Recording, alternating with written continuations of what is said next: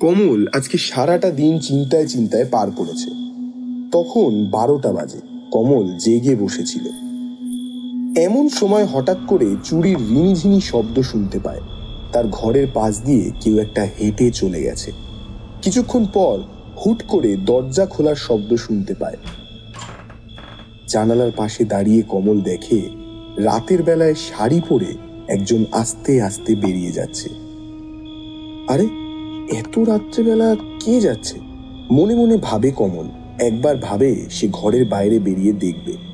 তারপর কিছু না ভেবেই আস্তে আস্তে বেরিয়ে যায় কমল। কিছুটা তফাতে থেকে সেই নারী মূর্তির পিছু নিতে থাকে। এদিকে সেই নারী কিছু দূর গিয়ে অদৃশ্য হয়ে যায়। কমল গাছের আড়ালে দাঁড়িয়ে মনে মনে ভাবতে থাকে অনেক কথা। শাড়ি পরে ঘর থেকে একজন বেরোলো, পিসিমার শাড়ি পরে। তার মানে পিসিমা। সম্পূর্ণ গল্পটি উপভোগ করতে আমাদের কমেন্ট বক্সে দেওয়া লিংকে ক্লিক করুন। আর হ্যাঁ, হুইসপার ইন সাসপেন্সের ইউটিউব চ্যানেলকে সাবস্ক্রাইব করতে ভুলবেন না যেন। ওনারা সব দেখছেন।